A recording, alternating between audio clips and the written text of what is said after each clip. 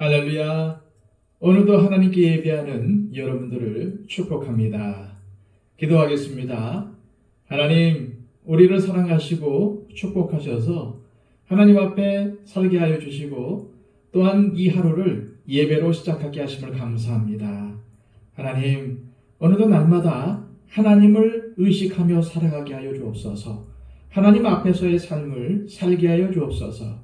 그리하여 우리의 삶이 의롭고 정직한 자의 삶을 살게 하여 주시고 그리하여 지혜로운 인생이 되게 하여 주시옵소서. 세상에는 지혜로운 사람과 미련한 사람이 있지만 하나님, 우리 믿는 사람들은 하나님 앞에 지혜로운 사람이 되게 하여 주시고 무엇보다도 하나님의 뜻을 깨닫고 그 뜻을 이 세상 가운데 이루며 살아갈 수 있도록 우리에게 지혜와 명철을 더하여 주시옵소서.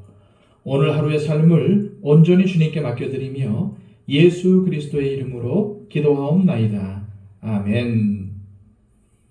다 함께 찬송가 390장 찬양 드립니다.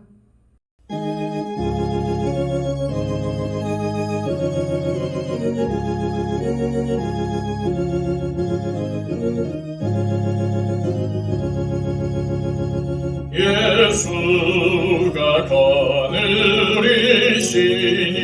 즐겁고 평안하구나. 주야의 자고 깨는 곳 예수가 거느리시네.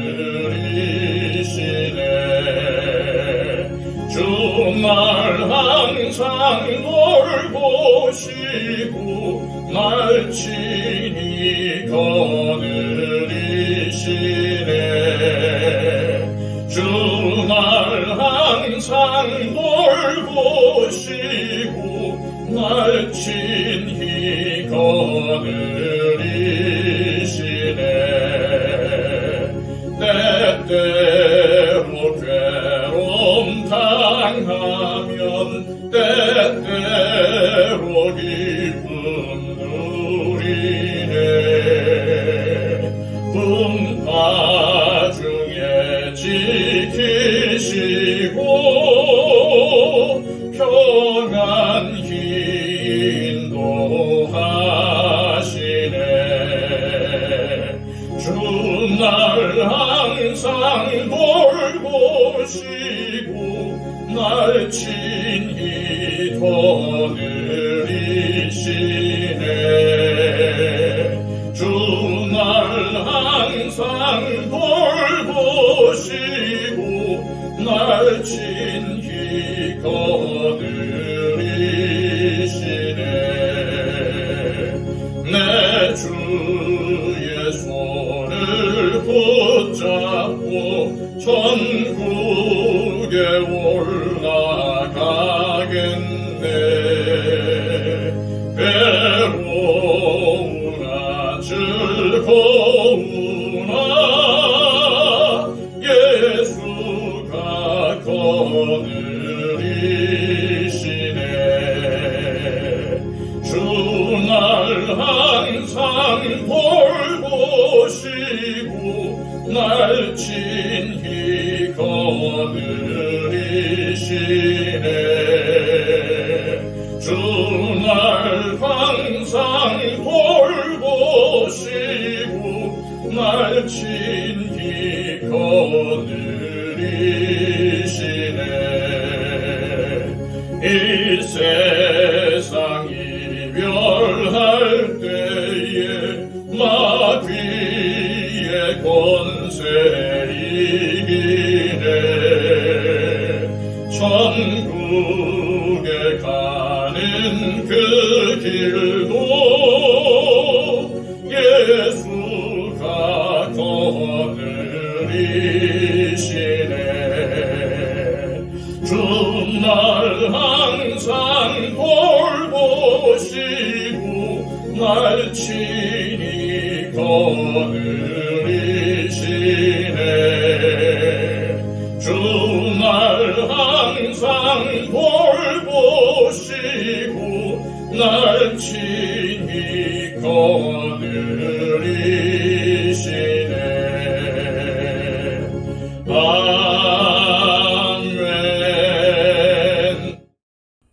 시간 우리에게 주시는 하나님의 복된 말씀은 구약성경 잠언 11장 1절에서 8절까지의 말씀입니다. 구약성경 921쪽입니다.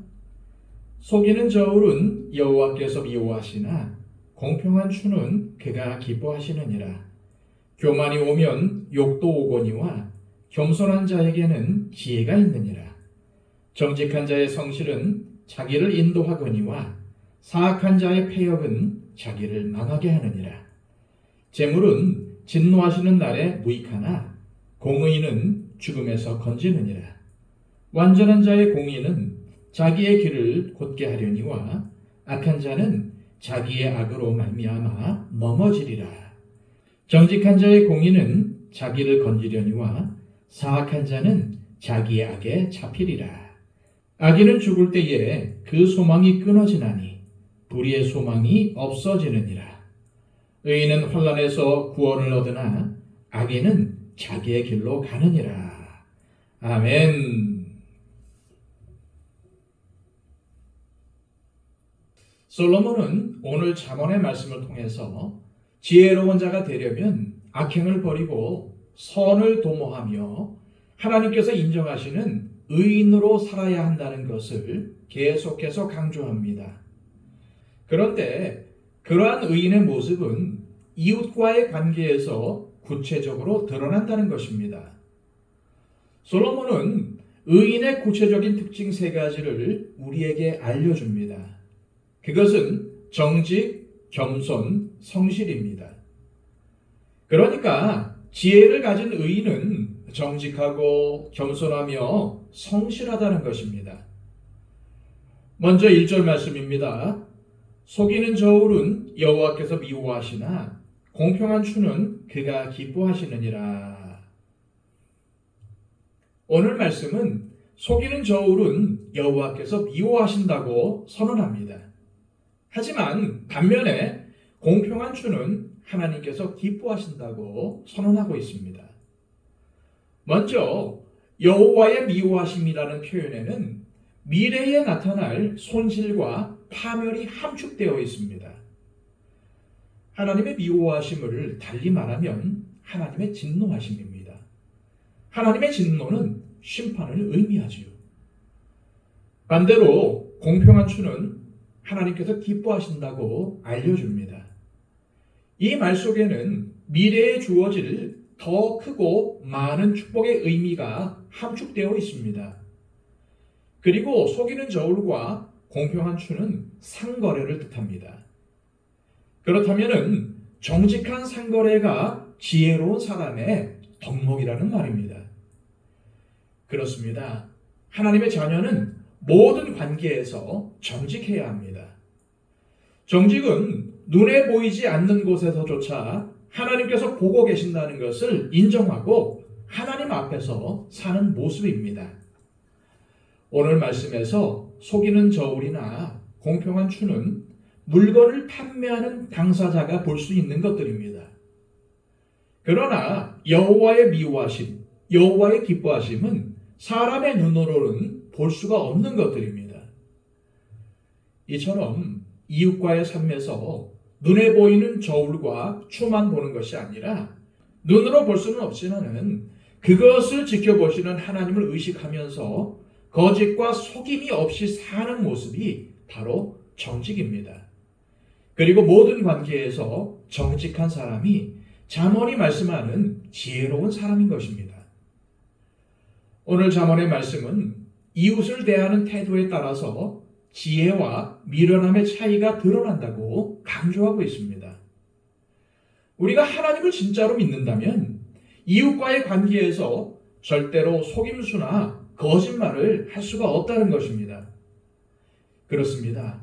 하나님께서 정말로 계시고 우리를 매 순간 지켜보고 계신다는 것을 정말로 믿는다면 우리는 절대로 이웃에게 함부로 할 수가 없습니다. 이웃을 쉽게 속일 수 없습니다. 그리고 하나님은 정직한 사람에게 복을 주십니다. 계속해서 2절입니다. 교만이 오면 욕도 오거니와 겸손한 자에게는 지혜가 있느니라. 겸손의 일반적인 의미는 낮아짐을 의미하지만 오늘 본문에서 말하는 겸손의 의미는 인간의 본질을 깨닫는 것을 의미합니다. 인간이 어떤 존재입니까? 인간은 흙에서 왔습니다. 그리고 먼지와 티끌과도 같습니다. 그래서 겸손이라는 말은 원래 인간이 아주 존귀한데 이렇게 낮아졌다는 뜻이 아니고 인간 본래의 모습이 무엇인지를 확인시켜 주는 것입니다. 인간이 아무리 잘났고 잘난 척을 해도 본래의 모습은 흙이었고 먼지였다는 것입니다. 그리고 죽으면 육신이 다시 그리로 돌아간다는 것입니다. 인간이 자신의 본질이 무엇인지를 정확하게 통찰하고 이해할 때 자신을 낮추며 겸손한 태도를 갖출 수 있게 되는 겁니다. 그리고 그렇게 겸손한 자에게 지혜가 찾아오게 되는 것입니다. 예수님께서 일반 달란트 빚을 탕감받은 자의 비유를 통해서 알려주셨듯이 내가 죄인이라는 사실을 깨닫는 사람, 그리고 내가 예수님을 통해서 죄를 용서받고 구원받았음을 아는 사람만이 주님 앞에서와 사람들 앞에서 진정으로 겸손할 수가 있는 것입니다. 하지만 자신이 죄인인 줄 모르는 사람은 교만하게 행하다가 멸망길로 갈 수밖에 없습니다. 여기서 잠시 겸손과 대비되는 교만에 대해서 살펴볼까요? 방금 읽은 2절 말씀에는 재미있는 표현이 하나 나옵니다. 그냥 교만하다라고 말하지 않고 교만이 온다고 표현한 것입니다. 교만이 오면은 욕도 온다고 말하고 있습니다. 여기서 욕은 치욕스러움과 수치를 뜻합니다. 그리고 교만이 온다는 표현을 쓴 것은 어떠한 사람에게 교만이 찾아오면은 그 사람은 치욕과 수치를 당할 날이 반드시 뒤따른다는 것을 강조하기 위해서입니다.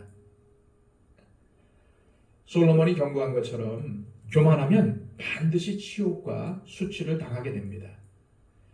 교만은 다른 사람을 무시하는 태도일 뿐만 아니라 더 나아가 하나님을 무시하는 것입니다. 따라서 교만의 극치는 하나님을 무시하는 것입니다. 그런데 교만하면 반드시 하나님의 심판이 기다리고 있습니다. 그러면 그때는 정말 말할 수 없는 치욕과 수치를 당하게 되는 것입니다. 계속해서 3절입니다. 정직한 자의 성실은 자기를 인도하거니와 사악한 자의 패역은 자기를 망하게 하느니라. 성경에서 말하는 성실은 완수하다, 끝마치다는 뜻을 가지고 있습니다. 즉 자신에게 주어진 일을 완전하게 완수하는 모습, 그것이 성실입니다. 그런데 오늘 말씀은 그냥 성실이라고 하지 않고 정직한 자의 성실이라고 말하고 있습니다. 즉 성실함은 정직하지 않으면 가릴 수가 없는 덕목이라는 말입니다. 정직하지 않는데 어떻게 성실할 수가 있겠습니까? 또한 6절입니다. 정직한 자의 공의는 자기를 건지려니와 사악한 자는 자기의 악에 잡히리라. 여기서는 정직한 자의 공의라고 말합니다. 정직한 자는 다름 아닌 공의로운 사람일 수밖에 없다는 말입니다. 이처럼 정직한 사람은 성실과 공의를 덕목으로 갖추고 있습니다. 그런데 정직한 자와 반대되는 사람은 사악한 자입니다. 사악한 자는 성실함이 없고 공의롭지도 않은 사람입니다. 이러한 사악한 자의 패역은 자기를 망하게 합니다. 여기서 패역하다라는 말의 의미는 교활하다는 뜻인데 진실을 은폐하여 남을 속이는 것을 말합니다. 패역은 처음에는 성공하는 것처럼 보이지만 결국 자신을 망하게 할 뿐이라는 말이에요. 오늘 잠언의 말씀은 우리에게 이웃과의 관계에서 정직해야 하고 겸손해야 하며 성실해야 함을 강조하고 있습니다. 그리고 정직하고 겸손하며 성실한 사람이 지혜로운 사람이며 의로운 사람이라는 사실을 밝히고 있습니다. 오늘 말씀을 통해서 나는 얼마나 정직하고 겸손하며 얼마나 성실한지를 돌아보며 이 세 가지의 모습을 구하는 기도를 들으시기를 바랍니다. 그리고 111 기도를 통해서 우리의 기도가 필요한 사람들을 위해서 중보해 주시기를 바랍니다. 다 함께 기도하겠습니다.